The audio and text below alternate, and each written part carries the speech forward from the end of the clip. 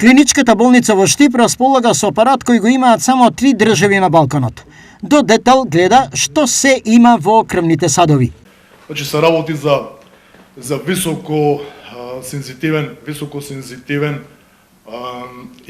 високосензитивна имиджинг техника, благодарејќи на која можеме да влеземе во коронарните артерии на срцето и одвнатре да ги снимаме и да ги проучиме градбата на самиот коронарен крвен сад, евентуалните стенози, стеснување во артериите во крвниот сад, степенот на стеноза, градбата на самите плаки кои што ја сочинуваат таа стеноза и врз основа на тие информации добиени да донесеме адекватна одлука за понатамошен третман на самите коронарни артерии. Како се работи со овој апарат? Тоа се прави со специјални оптички катетри кои што ги внесуваме во внатрешноста на крвниот сад и понатаму се со цел за од веќе добиените информации да донесеме адекватна одлука и оптимизирање на конечниот резултат од самата интервенција. Деновиве извршена и првата интервенција врз пациент.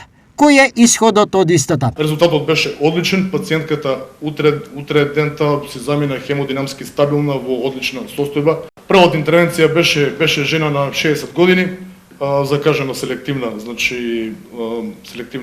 селективен пациент.